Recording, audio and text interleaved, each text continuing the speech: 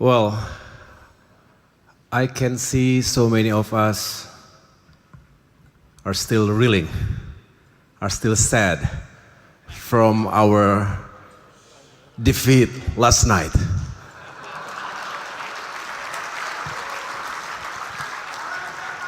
It was very painful.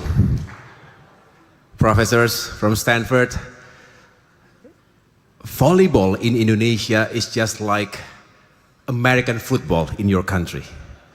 So last night we lost the Super Bowl, the grand final of Pro Liga.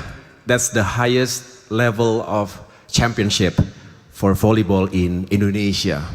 But then again, Pak SBY always remind us that sometimes we win, but sometimes we learn. So move on and let's do better.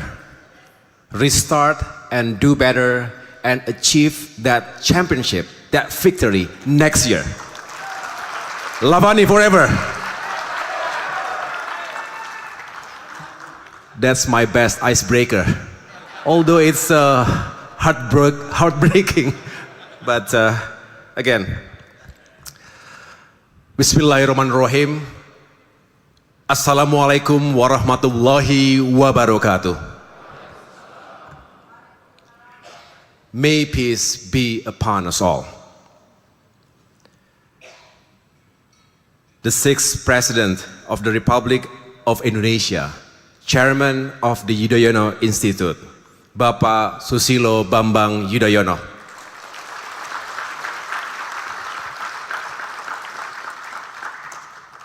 My beloved wife, Anissa Larasati Pohan.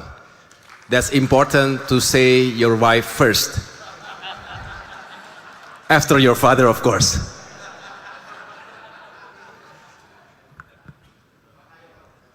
Vice Chairman of the People's Consultative Assembly, MPR RI, my beloved brother, Dr. Edi Baskoro Yudhoyono, accompanied by his wife, Alia Rajasa Yudhoyono.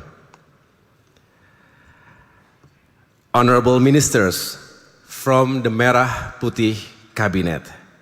First, Minister of Public Works, Bapak Dodi Hanggodo.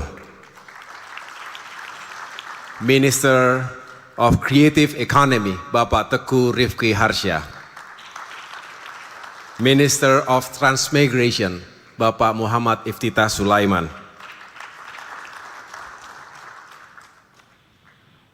And Vice Minister for Agrarian Affairs and Special Planning, Bapak Osi Darmawan. We have a number of Member of Parliaments from Democratic Party, Bapak Herman Hairon and others, and also from Gerindra, Bapak Danang Wicaksana Sulistia, my good friend, my high school mate.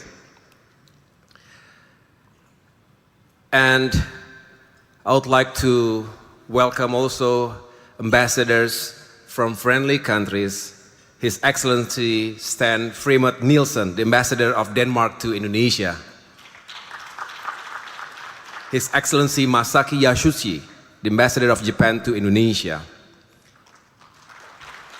And we also have former ministers from the first and the second United Indonesia Cabinet under President SBY. First, former Coordinating Minister for the Economy, Bapak Khairul Tanjung, beserta Ibu. Former Minister of Education and Culture, Professor Dr. Muhammad Nuh. Former Minister of Environment, Professor Dr. Gusti Muhammad Hatta. Former Minister of Youth and Sports, Bapak Andi Malarangeng. Former Minister of Cooperatives and Small Medium Enterprises, Professor Dr. Syarif Hasan. And now I would like to introduce our honorable speakers and panelists. Dr. Arun Majumdar, the Dean of the Stanford Doerr School of Sustainability, who will be our keynote speaker. And this is very special. My mentor, Bapak Gita Wirjawan, former Minister of Trade and visiting scholar, Stanford University, who will also serve as moderator. But you are now more famous as podcaster.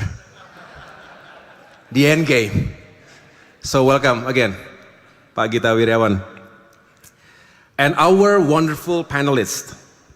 First, Professor Yi Chui, Director of Precourt Institute for Energy and Professor of Material Science and Engineering of Energy Science and Engineering, Stanford University. He told me earlier that he is actually a soccer player. So I asked him, are you better in soccer or in science? He told me, among the soccer players, he is the best scientist. But among the scientists, he is the best soccer player. That's a good one. I can apply that with my other remarks. Professor William Chue, the Fortinet Founders Professor, Professor of Material Science and Engineering, of Energy Science and Engineering, of Photon Science, Stanford University. So many labels. So important and so brilliant. Thank you again for coming. And last but not least, Professor David Cohen, Director of the Center for Human Rights and International Justice at Stanford University. So, two were born in the US, one was born in China, one was born in Taiwan, and one was born in India. So these special delegates represents the whole world. So once again, thank you for coming to this event.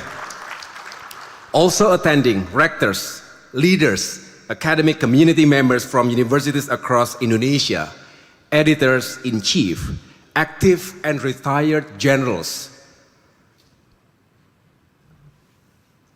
air marshals, and also admirals from the Army, Air Force, and Navy, the chairman of the Indonesian Chamber of Commerce and Industry, along with other prominent figures from the business community, Secretary of the Coordinating Ministry for Infrastructure and Regional Development, along with deputy ministers, assistant deputies, and others, Secretary General, Treasurer, and the leadership of the Democratic Party, including regional heads.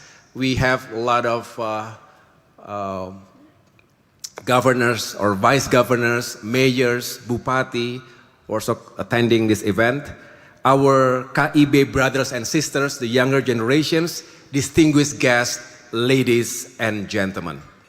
Selamat pagi dan selamat datang di Yogyakarta. And to all the Buddhists in Indonesia and around the world, I wish you happy Vesak Day. Selamat Hari Waisak. May your life be full of blessings and happiness in this day of enlightenment. Inshallah, I'll be attending a big celebration tonight at Borobudur Temple in Magelang. To all the delegates from the Stanford University, unfortunately, we heard about the technical issues with your flight this morning, which required a return to Jakarta and a change of plane. We were a little worried at first, but we are happy that you all make it safely here and you are here today. Once again, applause to our distinguished guests from Stanford University. A very warm welcome to all of you to the 2025 Yudhoyono Institute Lecture Series, a forum for strategic dialogue on today's defining challenges. We are here not only to share ideas, but to advance a shared purpose, I thank each one of you for answering that call. Let me begin by sharing this very special place. Yogyakarta is not just beautiful.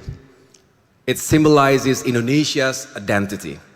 It is a cradle of Javanese culture and a symbol of our national history, reminding that the past, present, and future are always connected. The Yudhoyono Institute, founded in 2017 by President Susilo Bambang Yudhoyono, is grounded in liberty, prosperity, and security, values which are vital in our fast-changing interconnected world.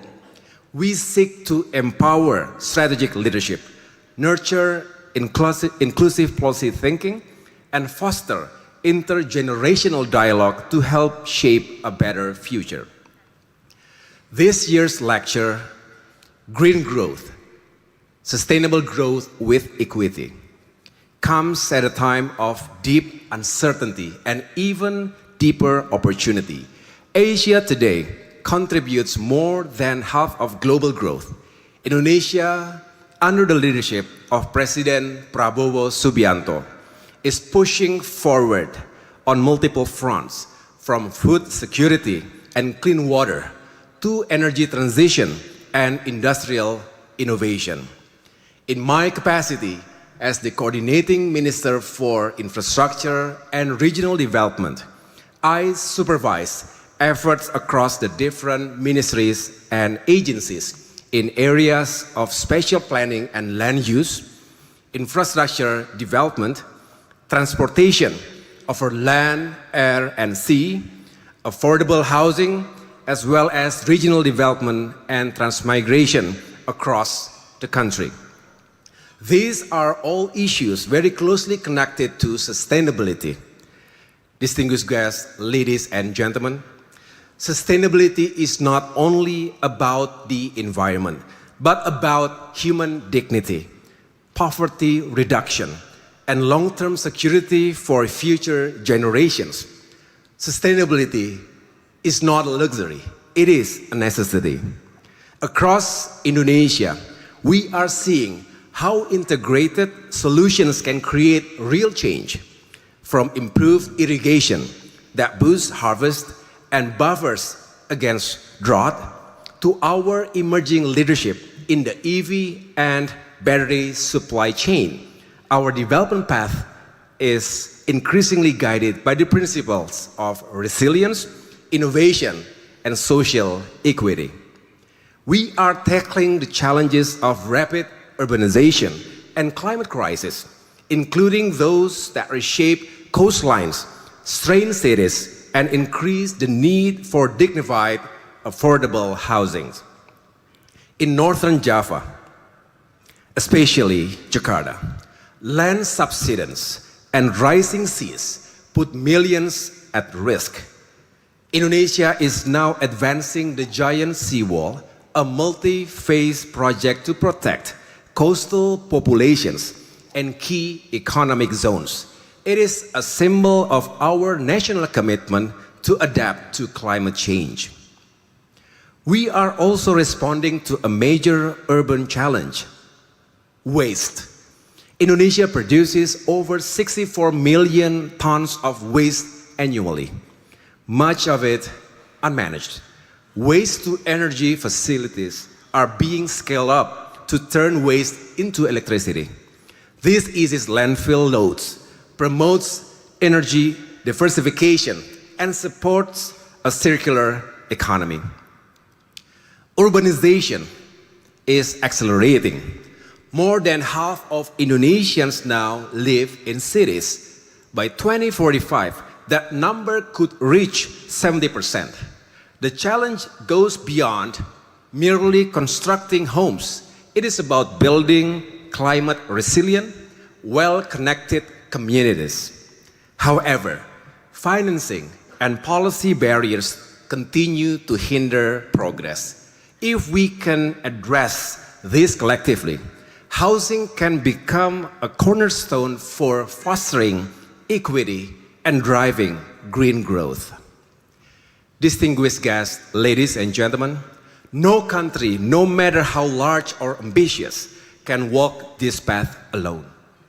The challenge we face, climate change, food and energy insecurity, digital inequality, are global, interconnected, and urgent. They require partnerships, not just policies. They demand co-creation, not only consultation. Recent US tariffs and protectionist policies have shown how one country's decisions can quickly disrupt the entire global economy, giving new urgency to the meaning of uncertainty. That is why today's discussions are so critical.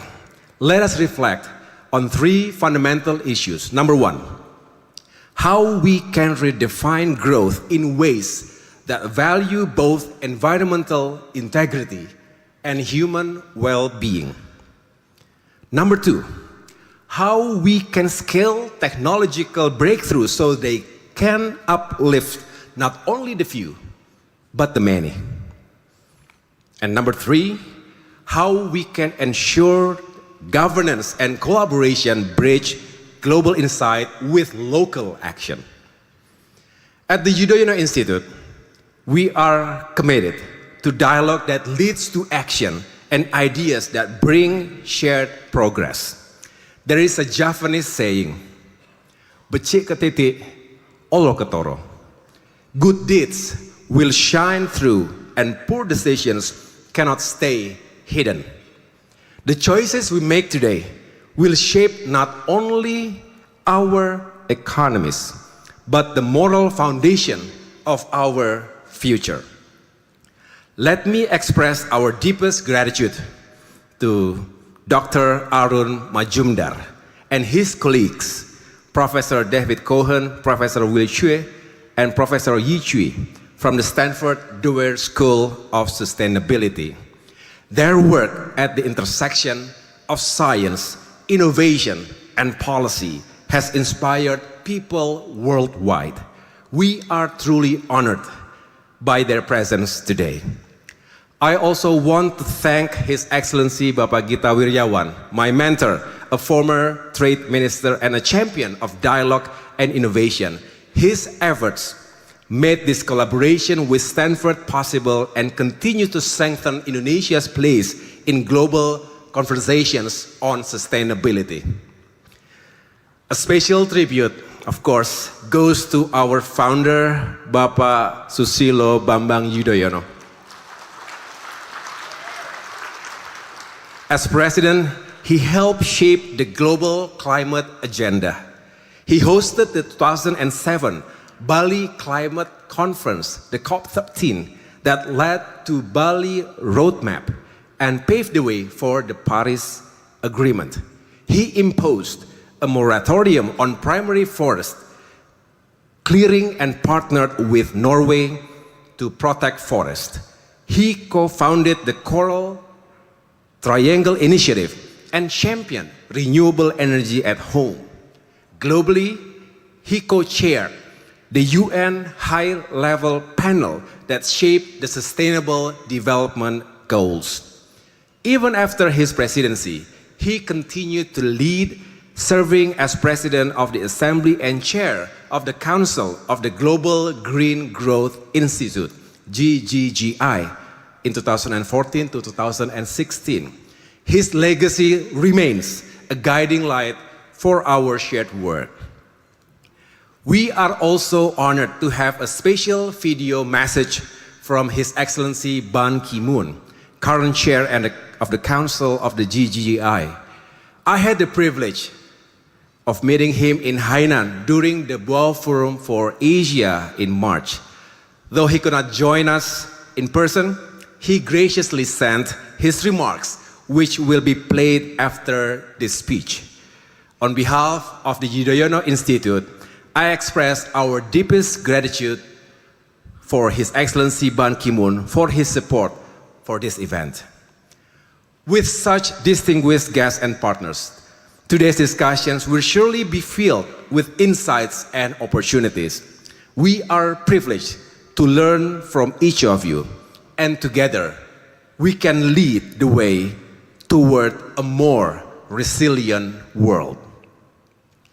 Distinguished guests, ladies and gentlemen, now it is my great honor to welcome our keynote speaker, Professor Aaron Majumdar, Dean of the Stanford Doerr School of Sustainability. Professor Majumdar brings the clarity and vision needed to help us see both the scale of the challenge and the opportunity before us.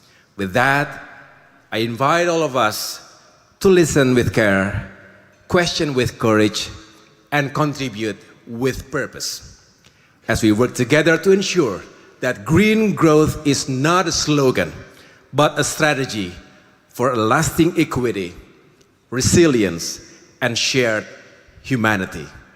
Thank you. Wassalamualaikum warahmatullahi wabarakatuh.